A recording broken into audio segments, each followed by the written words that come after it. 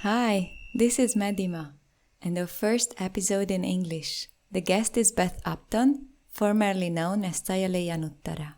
Beth was born in 1982 in London. She graduated from Cambridge University with a degree in economics, then in 2008 ordained as a Buddhist nun at Pa Auk Meditation Center in Myanmar.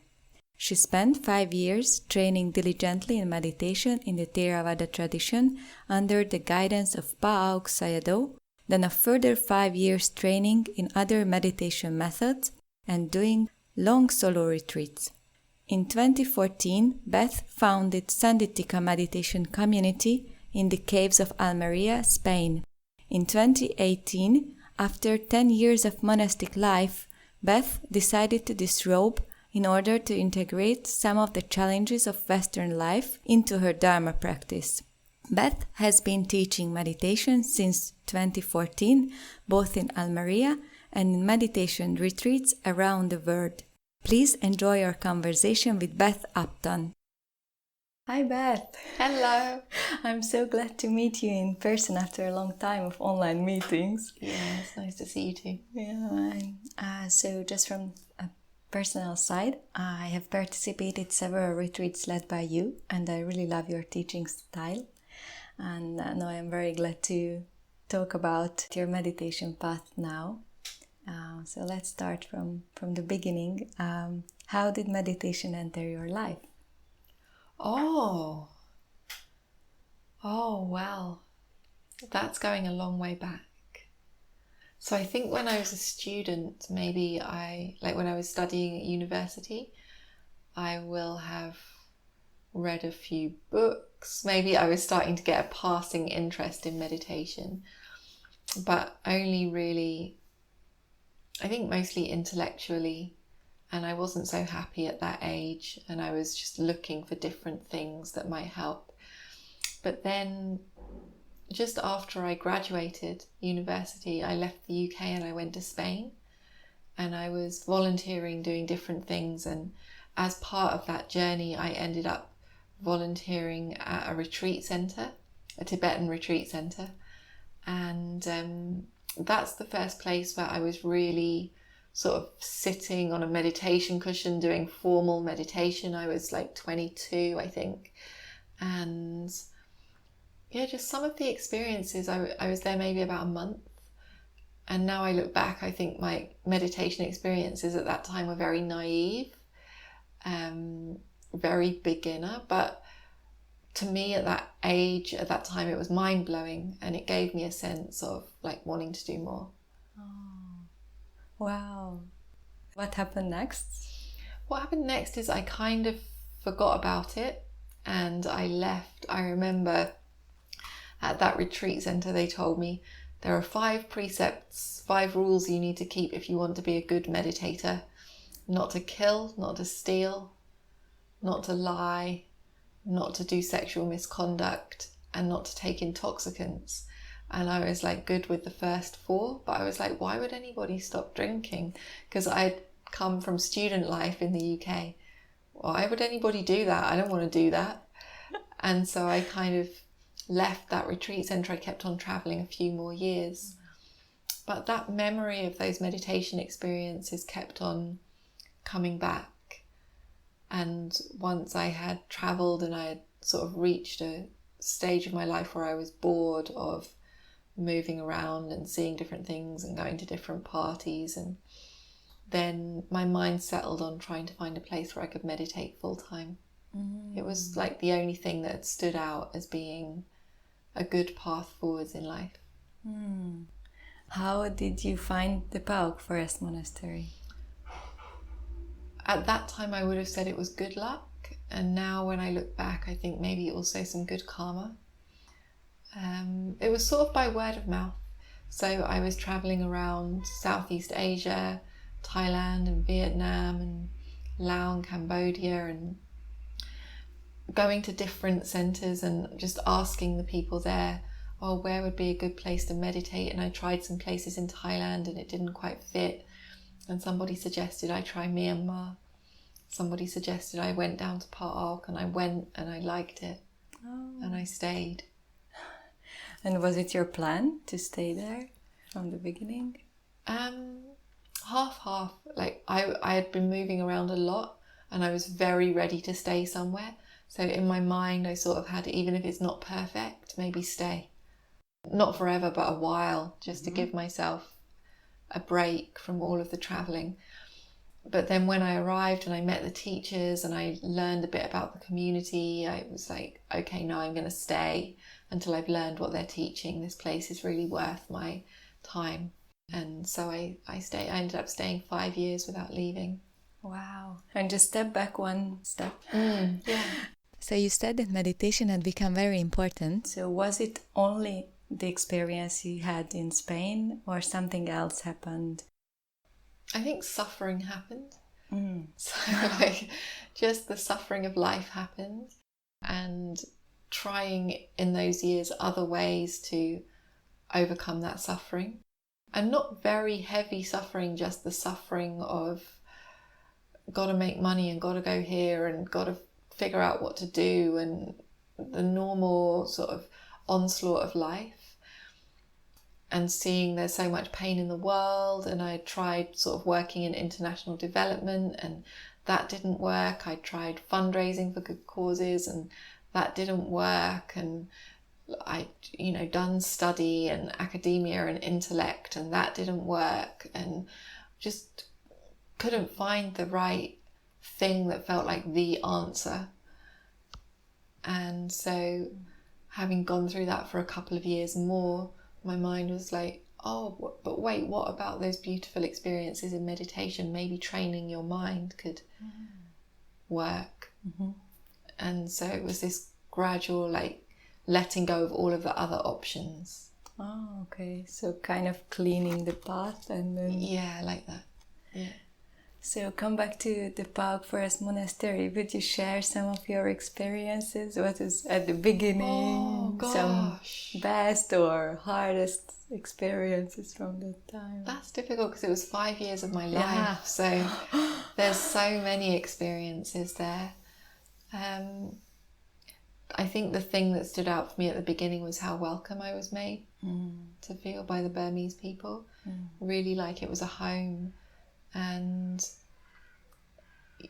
like not judged and not pressured, really accepted and loved, even though culturally, now I look back, I feel very embarrassed because I was doing everything wrong and don't know their cultural norms, and behind my back they would call me the fast walking nun because I was still walking at London speed even though I was in a meditation centre. And that was really beautiful. It felt like a home. And also the teachers. We were really lucky that we could speak with the teachers personally 4 times a week. And we would have group interviews where we could also listen to the experience of others, and we could sit in the room with the teacher for 3-4 hours a night if we wanted and just hear them teach the Dharma to everyone who came through the room. And at first for me it was just mind-blowing. I'd hear people asking questions about their immaterial jhanas and their deep vipassana practice, and I was like, you're doing what with your mind? How is that possible? For me it was like, mind-blowing, and it really gave the enthusiasm to want to stay and want to learn those things. And it showed me, like, this is possible. These people are here, they're following the instructions, they're getting these results, this is possible. And it's not mysterious. The questions have got really clear, structured, systematic answers. And again, I felt it's worth my time. I also had this insecurity at that time, like, I found the thing I want to do and I'm really not sure I can do it. I trained myself so hard in being able to think really well. And that was like my whole youth was that, really. My whole life up until that point was skillful thinking. And then the whole point of this practice was not to think. And it was like, oh, the irony. And I wasn't sure if I could do it. So there was this insecurity, and I was lucky that I was young and I had time, and I just made the determination, I'll stay until I can do it. Wow. And it was like being at the bottom of a really tall mountain and just thinking, okay, well, one foot in front of the other and you'll get there eventually. So your determination was very strong. Yeah, and that determination at first, it meant I made way too much effort. And I really thought the harder I try, similar to climbing a mountain, like if I go at it really hard, I'll get to the top quicker, but meditation isn't like that. So at least the first year I was practicing with way too much effort, and the teachers would tell me, you need to relax, but I couldn't hear it. My Western proud mind would think, they don't know, they're Burmese, I'll show them, I'll try twice as hard and I'll get there twice as fast. But it was really wrong. It took me a long time to realize I had to relax. The fastest way in meditation is balanced effort, which is actually very little effort, and contentment and happiness and joy. That's the fastest way. I had to learn that lesson the hard way. Wow, that's a good example for all of us who lives in this. Yeah, now I have to teach this a lot to others, and I see the same struggles in them. Exactly. So that's one point I really like your teaching style, that you had the same experience as we have. Yeah. And how was being in the presence of Pa Auk? For me, it was amazing. I think on a personal level, there was a very close connection with him. He was very warm towards me, and like father-daughter, or maybe grandfather-granddaughter. And he really looked out for me in many ways. And I felt like he deeply cares.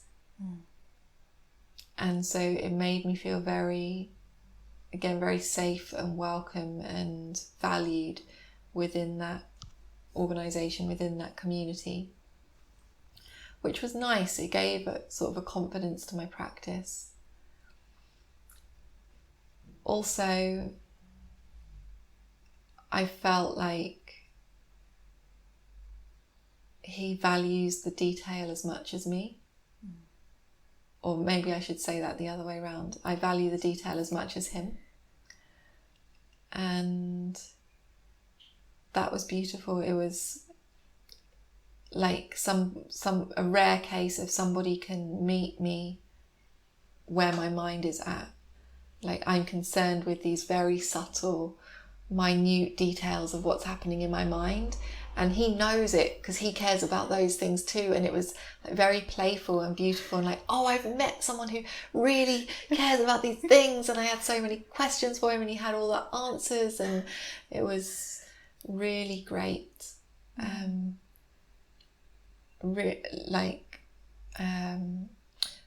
Satisfying a part of me that otherwise would have felt lonely.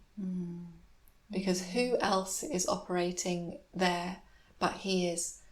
And so it was like, oh, not lonely, I've got a playmate, something like that. And then the other amazing thing about being with Pa Auk Sayadaw is he has so few defilements. His mind is so pure. And so it's a very good mirror for the subtle defilements in myself. I remember one time I was with him in California, and I was just happy because the forest was beautiful, and I'd been like walking around looking at the trees thinking, oh, life is beautiful, I'm in this redwood forest in California, how lovely, this kind of mind. But that kind of mind, I mean, it's not so terrible, but it's associated with just a little bit of craving and restlessness and a bit too much joy. And I went in to see Pa Auk Sayadaw, and he was just sat there so perfectly still, so perfectly calm. And just through his presence I could see, oh, this mind of mine that is delighting in the forest is coarse, and the Dharma offers me something that's better. And I should let go of this looking at the trees and loving the nature, and I should settle my mind into a deeper Dharma practice. And it's a very subtle thing. It's very rare to be around people who can show you that without saying anything. And he could do that often. He had a way of getting huge progress out of people in a short amount of time, and I think a lot of that is just through the depth that he's carrying in his own practice. What a wonderful example. Thank you for sharing. And did you have any other teacher there in the monastery? Yeah, so Pa Auk Sayadaw himself wasn't always there, wasn't always available. He'd be away leading retreats. So the two main teachers I practiced with, who were sort of like authorized teachers at Pa Auk, were Ukovida and Uravata. And I learned from both of them on and off over the 5 years. And they both brought very different things to my practice. Uravata, phenomenal teacher. Very continually mindful. Very loving, very attentive. He also really cares. And he's very good at empathy, I think is probably the best word. He's very good at making the students feel heard and understood, and it counts for a lot. And then Ukovida, he's like classically trained in this thing called Dharmacharya, which is the Burmese, it's like a Burmese master's, you could say, in Buddhist studies. So he's expert in the texts and the commentaries and the stories and the culture, and so he brought all of this cultural aspect, and he knows the Abhidhamma and the technical questions very well, and we could speak about these things for a long time, and it added a big injection of Buddhism into my meditation practice in a way that was really helpful. That helped, like this thing that I'm doing with my mind all day is in this much bigger container that's thousands of years old and has all of these stories and other people who have walked the same path, and this example, that example, this commentary says this and this commentary says this, and I could understand and really enriched the way that I was seeing the practice. That's great to have different type of teachers, different types of experiences, and learn from them. Yeah. And how is that feeling of attachment to family and friends? Were you missing them? How did you deal with this issue? Oh, I hope my friends don't listen to this, but actually I didn't miss them much. So I was just so enthusiastic about what I was doing. I was so happy there. I sort of wished for my friends, I wish they could find this. I wish they could have this beautiful quality of life and be understanding all of these things. But I didn't think, I wish I could go back to London and sit in the pub and have a beer with my friends. Very far from that. I didn't want to be there. I felt lucky and fortunate. And the closest friends and family, I would write them letters. At that time in Myanmar, it was very difficult to use the internet. We had to go through proxy servers and the connection was very slow, and it took half an hour to send one email. But every now and again I would go out to the town and go to the internet cafe and send a few emails, maybe once every couple of months. And my family visited me whilst I was there, my mum and my sister and my dad and my mum's husband. And my dad ordained as a novice monk for a month. Oh, wow. And my sister did 2 long retreats. So yeah, eventually they came to me, and I hope they took some benefit from that. Wow. And mostly my family were very supportive, that they gave me a lot of freedom. They could see that I was happy. They were really very supportive. And my friends also, I think, they knew before that I will go my own way. And so they weren't surprised. And also they were also supportive. That's great to hear. So you spent 5 years there and practicing together with the community. Did you do some retreats alone? Yeah, during that time. So I didn't leave, and I was very much just a student of Pa Auk for 5 years, learning from Pa Auk Sayadaw himself and his other teachers, just there, learning, working my way through all of the meditations that they teach. During that time, Pa Auk Sayadaw led two main retreats. One was a 6-month retreat, I think in 2010. I think it was 2010. And so that was sort of 6 months uninterrupted practice with him. And then in 2013, he led, I think it was a 4-month retreat that I also did with him. And outside of that time, those 2 retreats with Pa Auk Sayadaw, every year we have a 3 months, they call it a rains retreat, which is the summertime in Europe, but in Southeast Asia it's rainy, those 3 months. And traditionally we use those 3 months for retreat, so that's the time where we avoid, I don't know, any other things that might come into monastic life, like reading or studying or other things that we might do. We don't do in that time, we just meditate. So that was on top of that 3 months every year. But in my case, I was really taking the meditation seriously. And so, yeah, I was going to say most of the time was like retreat for me, which is true. But also I was very sort of helpful nature, especially if other Westerners would come to visit. I was oftentimes the one who would show them around, and I had editing duties quite a lot of the time as one of the native English speakers there. So these things were coming in, but I was meditating a lot, almost every day for the whole 5 years. What does it mean? Like an average, how many hours a day? It's difficult to say, because also sort of the time that we're walking here and there, we try and do continually with mindfulness.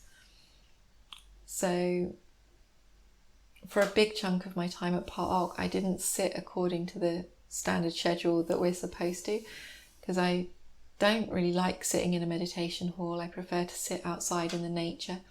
So I would just take breakfast at about dawn time, 6 a.m. say. I'd just take breakfast and then I'd eat my breakfast, and then around 7 a.m. I would leave the monastery and I wouldn't come back for lunch, and I'd meditate all day, and I'd come back at dusk around 7 p.m. or something. And then once I came back, just like the other people around and stuff, it would feel very coarse because my mind had been very subtle, alone out in the forest. But then before bed I might read a text or do some editing or something like that. So maybe 10 or 12 hours a day it could be, yeah. But the biggest complaint was like not enough time for meditation. Really? Too many things disturbing my meditation. There's not only me, lots of people there. Was it hard to be with so many people around and feel them? I think it's one of the biggest challenges for meditation communities is the things around boundaries, because we're growing in compassion and loving kindness, and so we care about the people around us. We're also growing in sensitivity, so we notice the suffering of others more. And at the same time, we're trying to protect this really subtle, fragile state of mind that we're cultivating in ourselves. And talking or being exposed to other people's pain or complaining or just noise, it can really throw our own practice off balance. And so there's always this balance to be found, how to honour the other people around us and honour our own practice. And what I found through years of sort of battling with that, and also watching everyone around me battle with the same thing, the ones who do the best in meditation are the ones who stay open. Open to others? Others. Open to others. So there can be a tendency to shut down and hate the noise and put on your noble silence badge and refuse to talk or look up and fully protect your own meditation and your own peace of mind. But there's an aversion happening there. There's a subtle kind of hatred towards the suffering of the world. And for progress in meditation, really, we need to be able to let that in to our hearts and pay attention to it skillfully. And the ones and the times also in my own practice when I could stay open, I noticed my meditation, it became less brittle, more resilient, happier, more joyful, more grounded, and easier to progress. Wow, great to hear. Because it's for us Westerners and practitioners here is also a problem how to confront this too. We need to be careful not to trick ourselves, because staying open is one thing. Okay, like if something comes into my awareness, I'll welcome it. If there's an issue that needs solving that becomes my responsibility, I'll attend to it. And we need to be careful not to let that roll over into, I will go out looking for things to do. I will walk around the monastery looking for people with problems so I can feel helpful. It can easily cross a line into hunting for disturbance in a way to maybe fuel some perception of self, or because we're avoiding something difficult in ourselves. So it's a really fine balance to walk. And I think it's one of the challenges at the heart of Dharma community, where we make the boundaries. When you mean only there or outside of the... I think all, yeah. In the West, we've sort of avoided that a little bit because we tend to not have very many permanent Dharma communities. We have retreats that are silent, where there is no forming of community and you're not really expected to care about other people.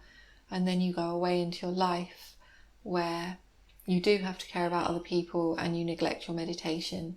And we've sort of, the skills that we need to find that middle ground, we are losing them. And that's one thing really beautiful about practicing in a Buddhist country. It's that skill set of just like living together and getting on together. It's very natural to them in a way that it's very difficult for us. So we're out of practice. So what your practice help you through all this? And just watching the Burmese, they're wise. Just watching how they do culturally, how easygoing they are, how happy, how they can sit and have a communal lunch and talk, and then sit down and enter jhana and meditate really deep. And it's because they're doing it with a happy, wholesome mind. They don't have all this stress and pressure and judgment and striving and craving. And I mean, I can't speak for all the Burmese, but in general. And do you think it comes from the cultural differences, or I think so. So they treat stress better than we do? Yeah, I think it's how they've learned and it's how they've seen their ancestors do, and it's carrying on through. There's just much more availability of community there, and they haven't developed yet this very individualistic thing that we tend to have in the West, because of, I think, mostly driven by our financial structure. They don't have that so much yet. Maybe it will change. And coming back to your meditation practice, would you mind sharing some experiences that you have through meditation? It's very difficult to say because it's so much. So I wouldn't know where to start. Like, there was this one time I was focusing on the breath and this happened, or there was this one. It's difficult to know where to start. I can say in general, it totally transformed my life. That it showed me that the Four Noble Truths are really true. That everything is suffering, which just sounds like such a gloomy truth, but it's not. it's more saying whatever you previously thought was happiness, there's something better. Mm-hmm. Oh, you were taking, maybe a picnic in the sun, for example, with your best friends. You were taking that to be happiness, but it's not. There's something so much better. And when you're with that something better, you will see, oh, that picnic in the sun with my friends was actually kind of suffering. A bit like I was saying how I had no craving to go back to London and be with my London friends because I had found something better. And so the First Noble Truth is basically applying that same logic, but to everything. Mm-hmm. Whatever it is that you've taken to be happiness, whatever it is that you're craving for, even if it's some high meditation attainment, there's something better. And that something better is Nibbana. And then the second Noble Truth, that the cause is craving. So it's this wanting. It's this thinking, oh, this experience is the happiness. This experience is what it's all about.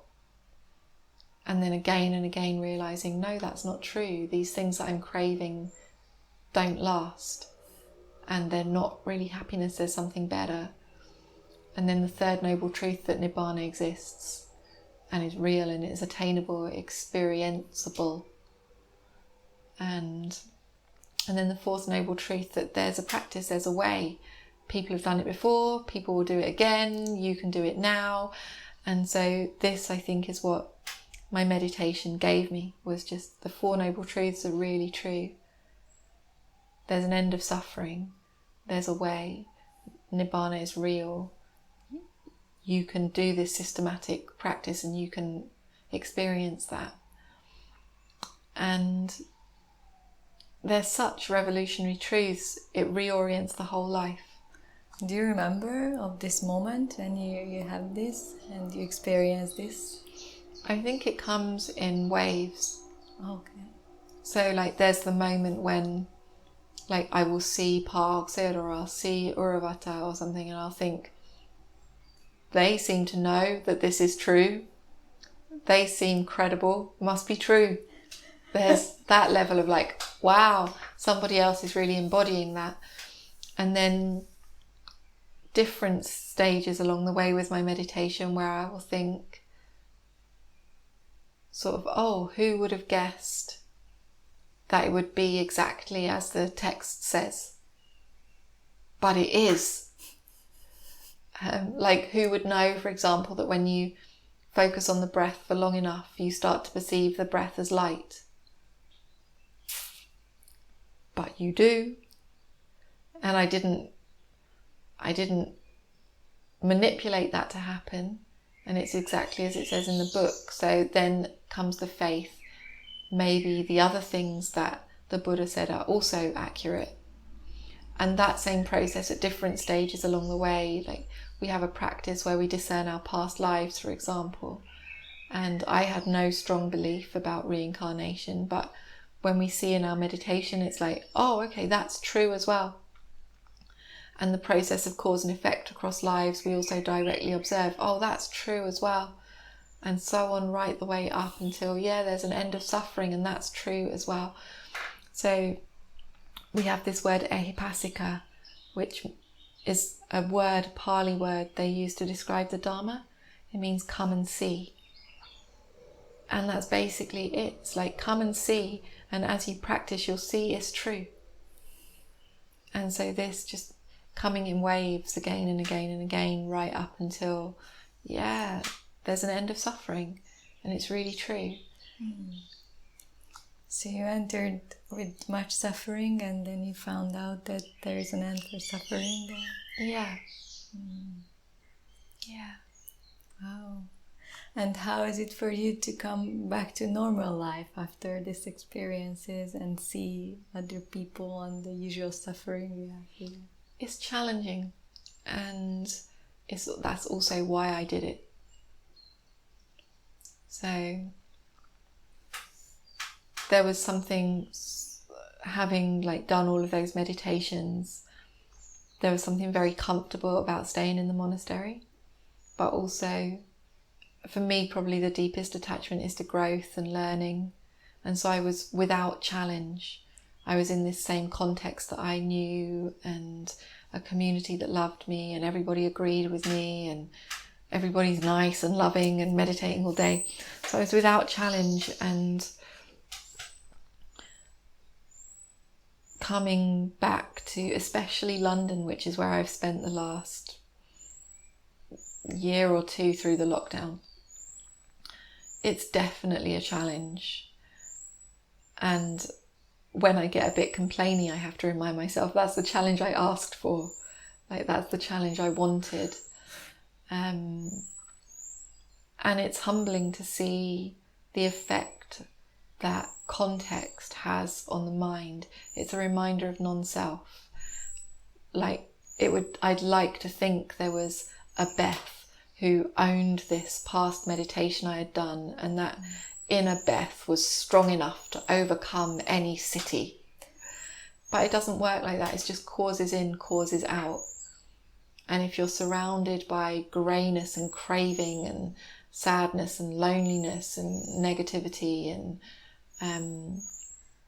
a lot of craving is probably the dominant force in London, this feeling of never enough. And a lot of people in sort of a survival mind, which fuels a lot of craving. Then that's all going in. And it's just, a being is just a system of action-reaction. And so what comes out is reaction to all of this pain and craving. And because of the previous Dharma practice, there's some wisdom added in that process of it passing through me, but sometimes really woefully little wisdom. And so it's been a challenge, it's been humbling. One of the great things I think about immersion in a city is the diversity and just such a vast range of human experience, of views and opinions and perspectives, perceptions, emotions. It's like all there. And so it's a great playground for the Dharma. There's a lot of, it's like if you wanted to build strong muscles, it's like a gym with all of the weights and all of the equipment there to train yourself on. And that can be overwhelming, and sometimes it's too much, and I long to be back in the monastery where it's easy. But now when I have time for retreat, I notice my practice when in retreat is so much stronger because I've been training my mind on the difficult things outside of retreat. So my meditations become much more resilient. Wow. Great to hear for us. We're not sitting right now in a monastery. So wow, that's your experience right now. And just going back a little bit in time, so how was your decision to leave the monastery? So I didn't really want to leave the monastery, and then Pa Auk Sayadaw was setting up a centre in California, and he asked me to go with him. And I'm ashamed to say, but I'm going to say it anyway because it's honest. After 5 years in Asia, and they've got quite a negative view of the West there in Myanmar as sort of the culture that's messing up the world and doesn't have a clue about the Dharma, which may be in part accurate. So Pa Auk Sayadaw asked me to go to California with him, and I said I was reluctant to go because I didn't want to be surrounded by Westerners. And now I feel ashamed I said that, because I love Westerners now. Like, I'm teaching Westerners. I see the massive Dharma potential in Westerners, and but that was my feeling at the time. I'd absorbed this sort of anti-Western stance and maybe internalized some sense of like my Western upbringing was a problem and Asia had corrected it or something like that, which I don't think now is true. But I was reluctant to leave, and then I went out of respect to Pa Auk Sayadaw. So that was why I left. and I was leaving just to go to another Dharma center in California and be with my teacher. But then some things about that community I wasn't comfortable with, and I asked if I could leave after 3 months, and Pa Auk Sayadaw said yes. So I went back to the UK because that's where I'm from. And then that's where like the second 5 years of my ordained life sort of started, where I was not in the monastery so much and I was still a nun. And that was a really interesting chapter. I ended up in the caves in Spain, starting a little community, and I had a rule not to use money, which was really interesting to be living in the world without money. And now I look back, I think I really traveled a lot for somebody who wasn't using money, and I started teaching a bit, and I went to visit teachers in different countries, and sometimes I went back to Myanmar. I did some long retreats there in the forest. I did another, I think 1 or 2 long retreats with Pa Auk Sayadaw back at Pa Auk. But I was more sort of freestyling in the second half of my ordained life. And I loved it, actually. I really enjoyed it. It was there's something about this rule not to use money that brings such a clarity and a freedom to life. It keeps the priorities very straight. And yeah, it was beautiful. I loved those years. Would you mind sharing an experience that comes to your mind? The times I'm thinking of, I think mostly are when I was in the caves. And there's so many good times in those years. I did a 6-month retreat in the forest of Myanmar, like deep, deep, deep in the forest, far away from anyone, in a little bamboo hut for 6 months. And there was this Burmese lady called Dawn Namu who was making us lunch, and we would walk for 4 of us we each had a bamboo hut really well spaced from each other, and we would walk for about half an hour to go and get our food once a day, and the rest of the time just a meditation. We'd wash in the waterfall. It was just stunning. 6 months. Stunning 6 months. I sit on a big boulder in the middle of the river and watch the river flow by and practice the water kasina meditation. Just like stunning, stunning times. And then in the caves, I was just looking for a place to meditate, really, where I didn't have to pay, and got a bus to southern Spain. My mum got me a bus ticket to southern Spain. And just through wandering around and looking, I found sort of benches to sleep on, trees to sleep under, caves to sleep in. And then I could see this mountain. It seemed like there were other people living up there. And the local people told me, don't go up there, they're bad people. And I thought, no, I'll go.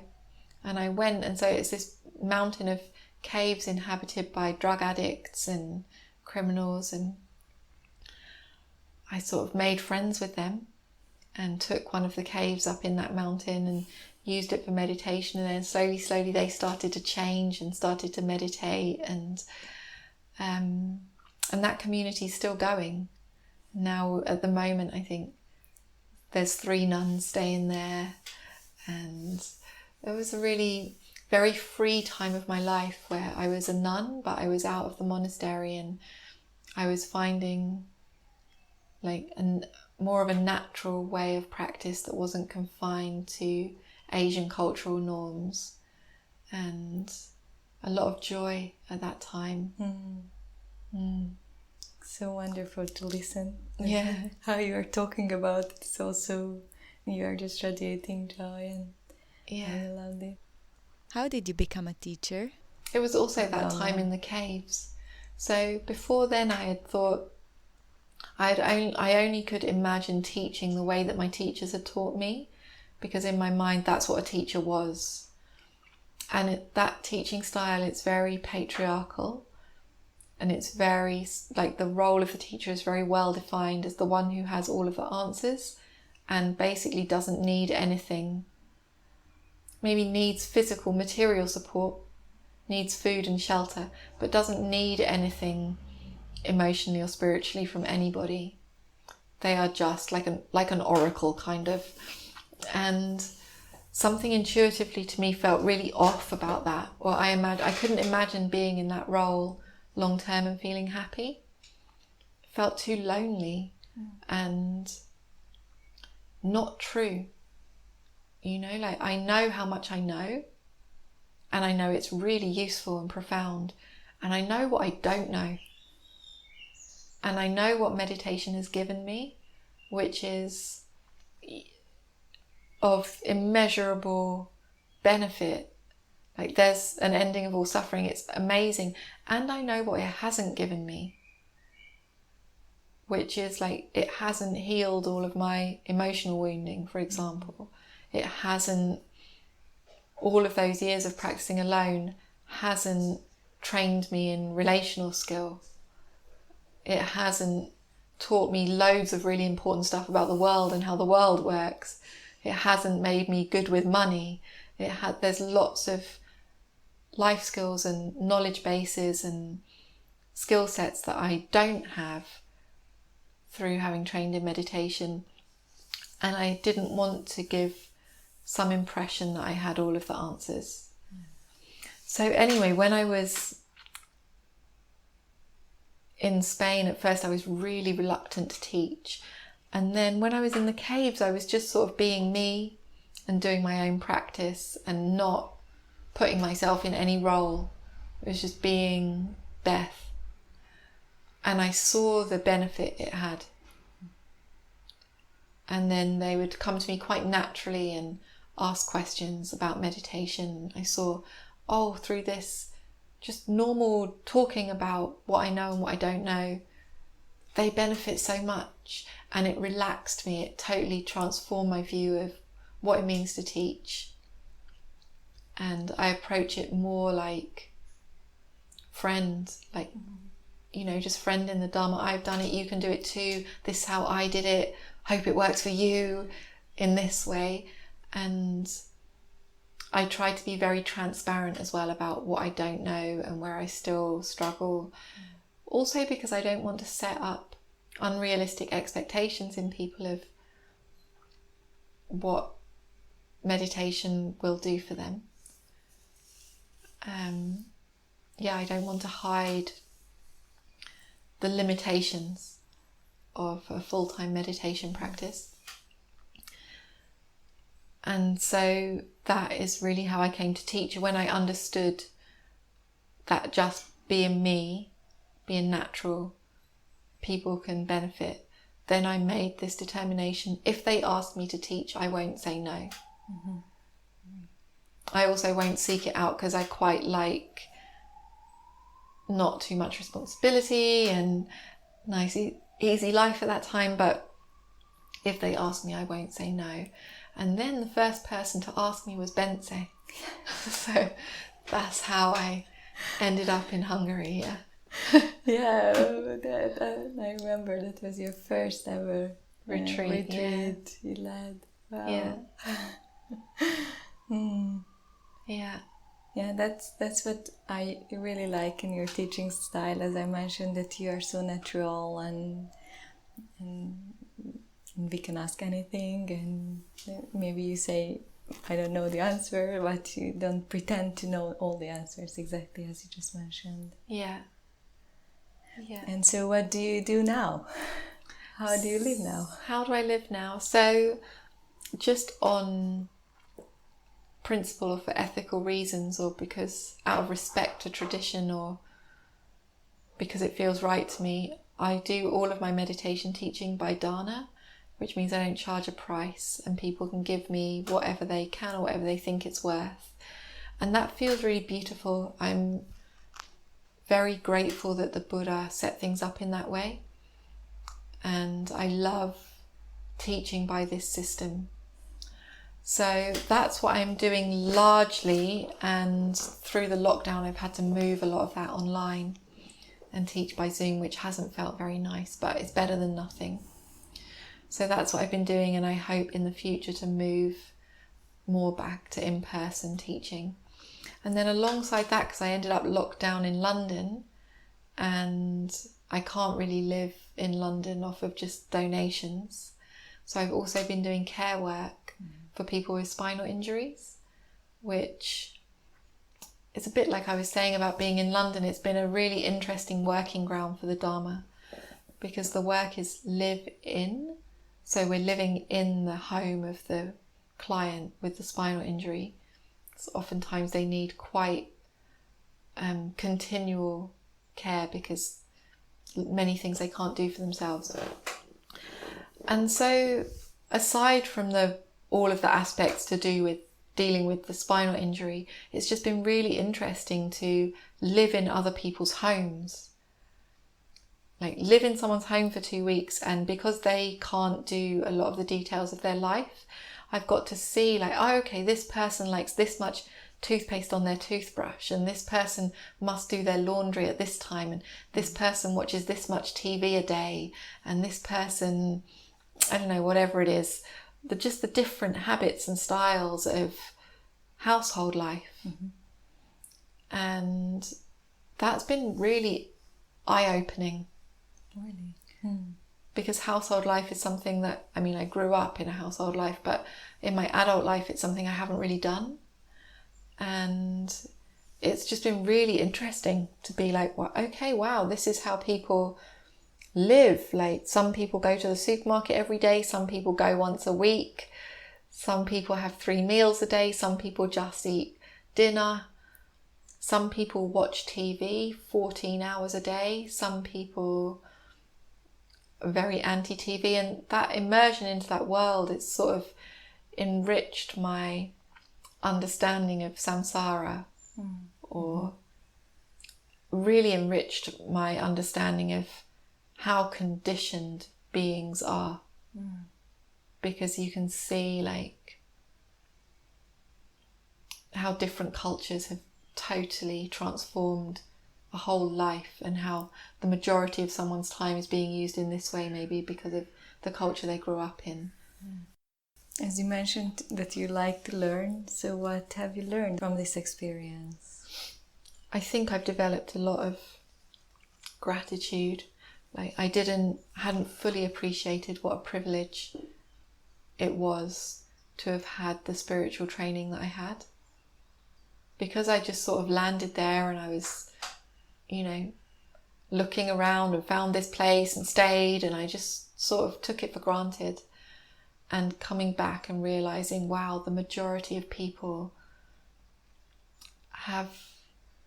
they don't even really know what meditation is, and they can't even, their life is so far removed from anything of that depth or quality, or like those bliss states that we develop, or the understanding and that clarity of mind is something they will never taste. And that's almost all of the people. And their gratification is coming from TV or YouTube, and that's normal to them. And I've realized my privilege. And with that, there's also a sense of responsibility. And I think the past year or two that I've been doing this care work, I've felt, whereas before there was a reluctance to teach, I now feel more of a responsibility to teach. Like I've been given something very precious and rare, and it's reckless not to pass it on as best I can. And so I'm sort of taking it a bit more seriously now, my responsibility to share that which I've been given.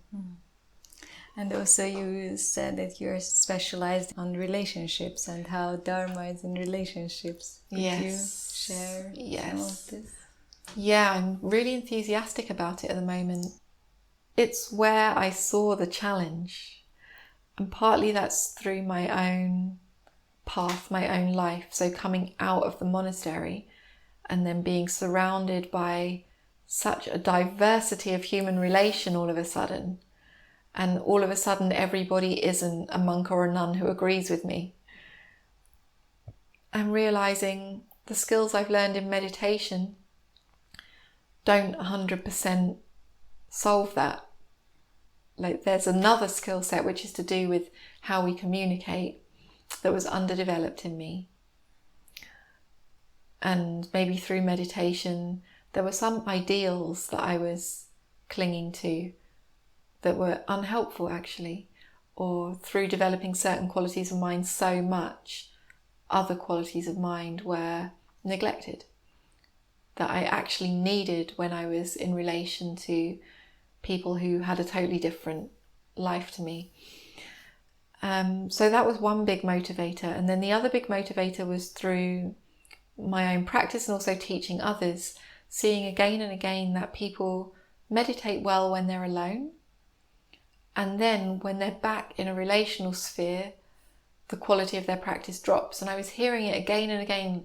My practice was going so well, but then I had an argument with my boyfriend. Or my practice was going so well, but then my sister came to visit. Or my practice was going, it could be anything. Now, then I had this conversation with my boss, and it would always seem like it was a relational thing that caused the practice to fall. And I was just curious, how can we make that not the case? I think another part as well is I was and still am trying to build community, and I saw how difficult it is for Westerners to come together and live together. Be together for a few days, sure, but commit to living together for months or years, very difficult. And this thing of like getting along together and the relational thing being a form of Dharma is like we draw a blank, we don't know how to do it. And so I just got curious about how to bridge that gap and started to train in a bunch of different relational techniques that are out there that don't have anything to do with the Dharma, or they're not marketed in that way. And as I learned more and more, I picked up on the aspects of those things that were more resonant with the Dharma, and then just started making experiments. Started like leading groups and making experiments. How can we bring the qualities of mind that we develop in meditation into our relationships? And how can we use our relationships to then deepen our meditation practice? How can these things be working in harmony with one another? And I'm loving that work. I'm loving it. It's so rich and interesting. Please share an example how you do it or what you experienced. Well, yeah, because I was starting in the lockdown, I started by Zoom, which brings with it its own limitations, because the degree to which you're relating by Zoom has this artificial limit. But recently I've started doing groups in person, and so you've got all of the body language and the awkwardness of the eye contact and all of these things that are coming through in human relation. And it's difficult to give too many details because every group is different. But what I see is there's like, before we start, there's a nervousness in people and like, oh God, this feels a bit exposing and unsafe and awkward. And I think maybe it's the type of thing people will do once and then they'll be like, oh God, never again. That was so cringy. But actually, almost everybody, it touches in them a curiosity and they want to come back again.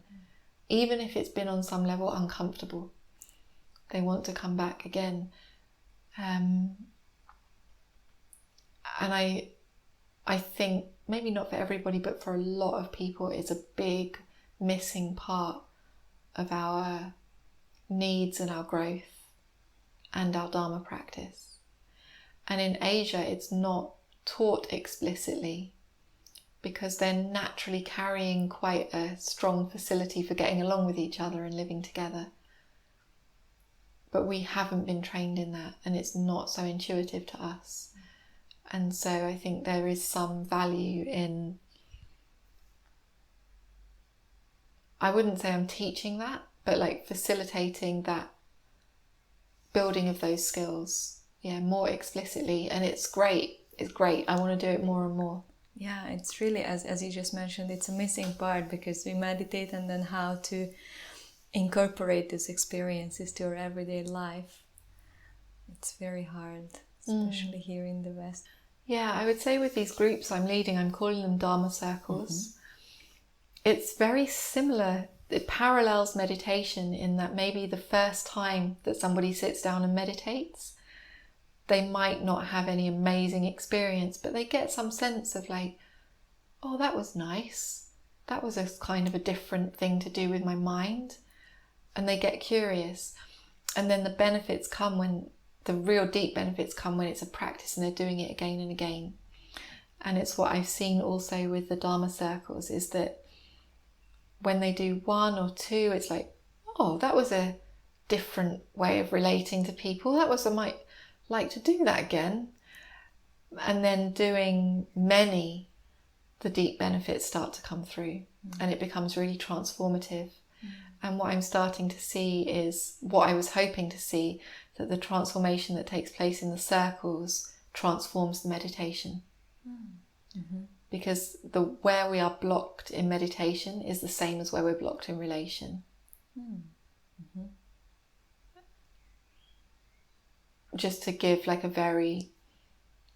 benign example, if we have the habit, for example, of avoiding painful states by escaping into theory, as an example, if we're someone who's like, we're feeling sad, and so we go into some theory about brain chemistry and what sadness is, for example, then it's very likely that we do the same thing in relation to others. And if somebody else is feeling sad, we might quote a textbook or something like that. And that is a block in the relationship. And we might not have realised that habit in the privacy of our own silent meditation, because to us it feels normal.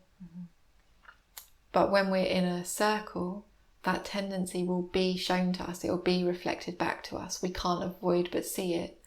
And we're seeing it in a space of love and acceptance. And it will be shown to us again and again and again every time we do it. And so we learn that habit of mind is in us. And then when we meditate, we can see it more clearly. And because of this space of love and acceptance, we also get the sense that on the other side of that habit is something better. It's safe actually to remove this habit and go direct to whatever it is I might have been avoiding. It's just one example of a habit, but we all have our things that we're blind to, and oftentimes it's difficult to see those things in individual meditation. The function of a really skillful teacher can be to point those things out to us, but also the teacher only knows as much as we communicate to them. And there's something about the relational practice that's very exposing, very revealing, in a way that can be very helpful and transformative. Thank you for sharing this. And yeah, I also wanted to ask you that what would you suggest to beginners, or what would be your advice to who would like to meditate? Maybe it's related to this. Yeah, I would say just do some, if people want to meditate, just something's better than nothing. Just get started. Habits really help. So we can use just the force of habit in our favour. The mind is so powerfully habit forming. Like we're in the habit of brushing our teeth or getting up at a certain time or having breakfast. Those things start to feel easy to do. So if we can meditate at the same time every day, it will start to feel easy. So work out how much you can do each day, even if it's only 10 minutes, but build it in as a habit. And then do something that you enjoy, that you're going to look forwards to. Calm in the mind should be a delight. So choose an object to focus on that you like. Maybe it will be an image of a teacher, an image of the Buddha, a colour, the breath, the body, something that you're interested in, you want to be with, you look forward to being with again. And then just do some and see what happens. And maybe other questions will flow from there. Okay. And how is your practice now? Well, right now my practice is in transition out of London mode and into retreat mode, which is lovely, actually. It's very welcome, very welcome. So when I'm in London, like I said, it's a lot of training on these very heavy weights. The practice is almost like, how much can I bear, and it's a building of resilience in my meditation. So I'm doing a lot of mindfulness of breathing, which it's sort of, I can't not do mindfulness of breathing. I've done so much mindfulness of breathing practices, what my mind does in the gaps. A lot of loving kindness practice. But the more refined things aren't so accessible to me in that context, because there's too much just an onslaught of life and suffering and activity. But when I transition into retreat mode, it's like, oh, all of these lovely, beautiful, refined meditations that I've learned, which of them would I like to do? And so it's great. It's like going to the meditation supermarket and being able to choose my favourite ones.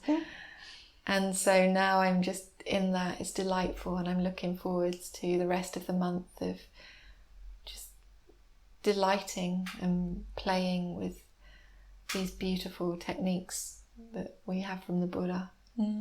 So great to hear. When I lead retreats as well, I like to practice so I teach everybody differently, teach everybody individually. And this retreat, there will be maybe 30 something people. But I like to practice whatever the student in front of me is practicing. And that's really good for me, because there are some, if I were left to myself, there would be some meditations that I did very rarely, just because it doesn't cross my mind to do it. But then I find myself teaching that thing because it's what they like.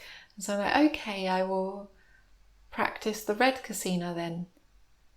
And that's really nice. It keeps things really fresh. Thank you for sharing this background information. And is there any book you would recommend to read for anyone who's interested? Oh, it really depends on where they're at, I think, in their meditation. A really good overview of the Pa Auk method is Shyla Catherine's book. And she is an American student of Pa Auk Sayadaw, and she was already an author before she trained, so she writes very clearly. And she's written a book which is basically an overview from beginner through to Nibbana of the way that Pa Auk Sayadaw is teaching. And because she was never ordained, she's a lay student, she writes in a way that's very helpful for lay people. So that's the one that springs to mind. I'd also suggest anybody reads the suttas, which are you can get translations of the Pali texts, and they just have a timeless quality and a depth where there's such deep wisdom coming through. I would recommend the suttas to anybody. Yeah. Thank you. And is there anything you would like to share or mention? Yeah, no, nothing too much. Just an encouragement for people to do some practice. Yeah, do some practice. And if you're stuck, contact a teacher. I think I'm definitely available, and I think more and more teachers are becoming available to answer questions about meditation. So ask, and it's our right as sentient beings to walk a path that leads us out of suffering. So investigate it and get curious about it and ask people and do it. It's very important. Thank you. And just as you feel, hopefully, who listen to this, that all your excitement is there and you'd like to share your experiences with others, and just love to feel it. And thank you for saying this, and thank you for encouraging people to contact you. Then thank you so much for sharing your time and experiences with us. Yeah, my pleasure. My pleasure. Thank you for the questions. Thank you for being here. Sadhu, sadhu, sadhu. Sadhu, sadhu, sadhu.